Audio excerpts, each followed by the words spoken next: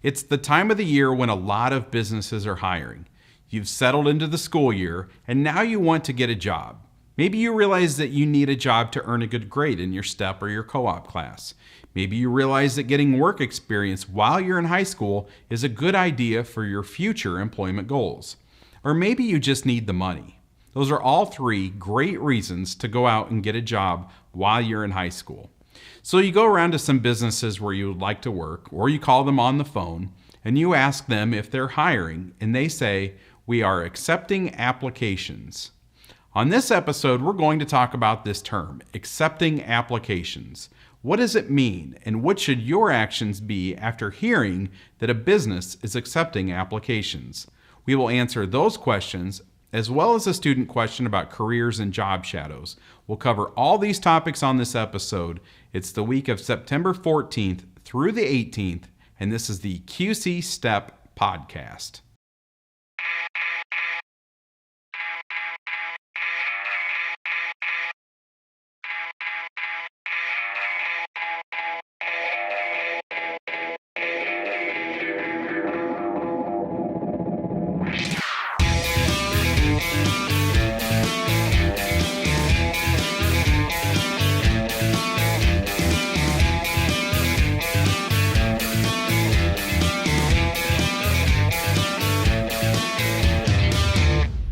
Hi, and welcome to this week's episode of the QC STEP podcast. I'm Corey Finneran. Before we get into the main topic, which is that term, accepting applications, I'd like to first read you a question that a student from Mercer County High School sent in. I'm going to break this question up into two separate questions, and the first one is, what should I do if I would like to go to college to become a vet tech? The first thing that I would suggest doing is meeting with your guidance counselor at school. Find out what kind of classes you need to be taking or should be taking to pursue this type of career. Find out if your math and your science skills are where they need to be. Maybe this is a realistic career goal, and maybe it's not. But you'd rather find out that it's not realistic now rather than after you've paid for some post-secondary schooling like Black Hawk College. There's other resources to help you determine if this is a realistic career goal. For instance, career cruising. And I think CIS Junior has some evaluations and information to help you determine if certain careers are realistic goals. If your career goal is realistic, identifying it early can really help you down the line. It allows you to get into the right classes while you're in high school. It allows you to start working towards that goal earlier than if you wait until you enroll in a post-secondary school like Black Hawk College. The second part of the student's question is, should I have a job shadow? My answer to that is definitely. If you're not sure what a job shadow is, it's an opportunity for you to visit a business in that field, and you're able to shadow someone that actually does the job that you're interested in doing. And this allows you to see what that job is like. It allows you to see, if not all, then most aspects of that job title. Then you can evaluate things when you're done. Could you see yourself working that job? Is that really what you want to work towards? There's probably no better way to answer those questions than by seeing the job firsthand. If you would like to do a job shadow for a specific job title or an industry, then talk with Gary or Carrie about this. One of the services that we provide with STEP is career exploration. In addition to your school guidance counselors, we can gather information on certain careers and help you determine if that career goal is realistic, and we can help you with setting up a job shadow. If you'd like to meet with Gary or Carrie to discuss this, you can ask your STEP or your co-op teacher to have them come visit you, or you can email info@qcstep.com.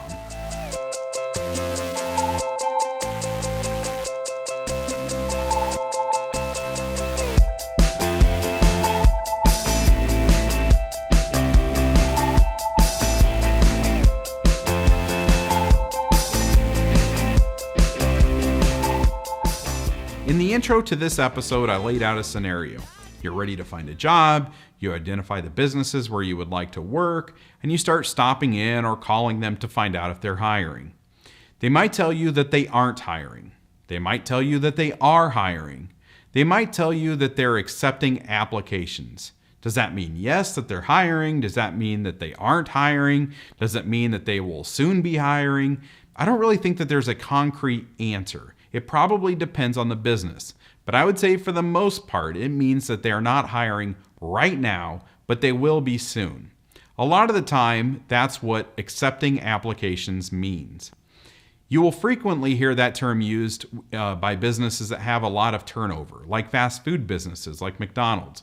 They will often say that they are accepting applications. And what it means in those situations is that there is no set time that they're hiring because it all depends on when someone leaves or is fired and they need to fill a position. When they have a need, they go to their stack of applications, and when a business tells job seekers that they are accepting applications, it allows them to always have a stack of applications there ready for when they need it. That allows them to fill a position within a few days.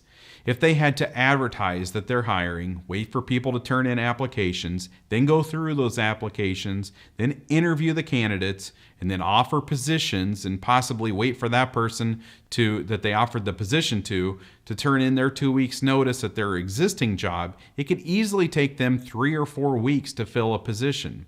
So that's why a lot of businesses say that they are accepting applications. So a business tells you that they're accepting applications. You go into the business and you pick up an application, or you call them to find out if they're hiring, and they tell you that they are accepting applications. What should your response be? I think the first thing that you want to do is to get more information. When they say that they are accepting applications, you could say, "Oh, that sounds great. Do you expect to be interviewing soon?" A lot of applicants for entry-level positions, especially high school students, will not ask these follow-up questions.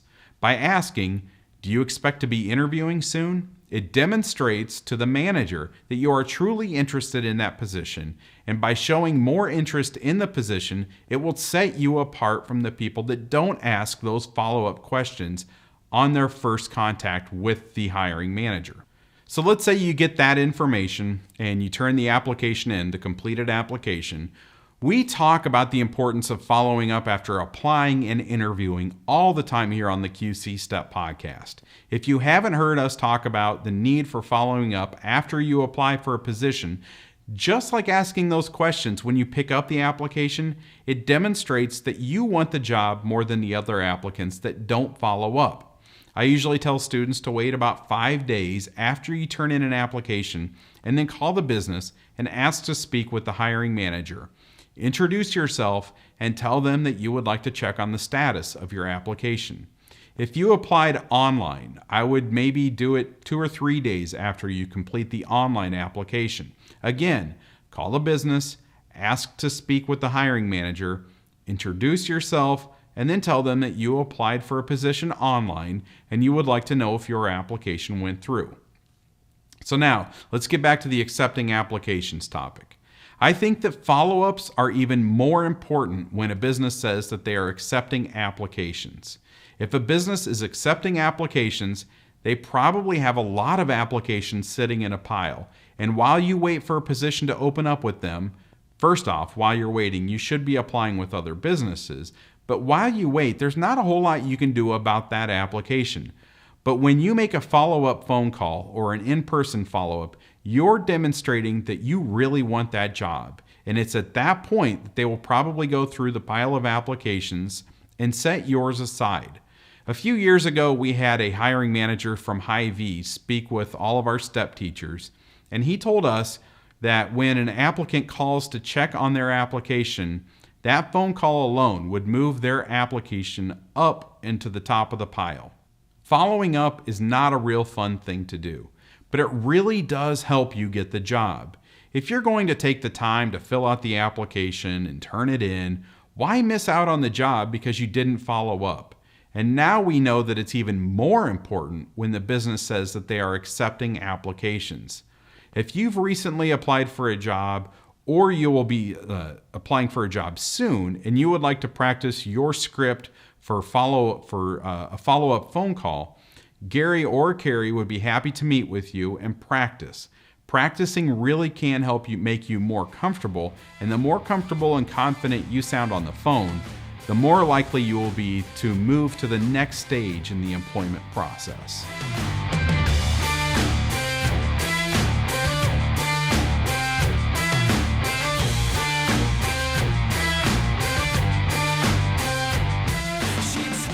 Lots of businesses are hiring right now. In fact, Target and a lot of the stores in the mall, they're hiring their seasonal positions. So that's right. Businesses are already starting to build up their workforce for the holiday season. So as we head into the holiday hiring period, this is the busiest time of the year for entry-level job openings. If you want to work while you're in high school and you're not working right now, now is the time to apply. If you wait just a month or 6 weeks from now, you've probably waited too long and you've missed the opportunity. So for the full list of job leads, check out our Facebook page. Go to qcstep.com/Facebook. That'll take you to our Facebook page. And you can follow us on Twitter and Instagram at QCStep. Also, go to qcstep.com and click on the job leads tab and they will be listed there. If you want to work, you should be very active in your job search right now. I recently read that most job hunters spend 70 minutes each day looking for a job. That could mean picking up job applications. It could mean filling out job applications, going on an interview, making follow-up phone calls, working on your master application or your resume, or practicing job interviews. So let that sink in for a second. Most job hunters spend 70 minutes each day looking for work. How much time are you spending looking for work? Is it 70 minutes a day? How hard are you working to find a job?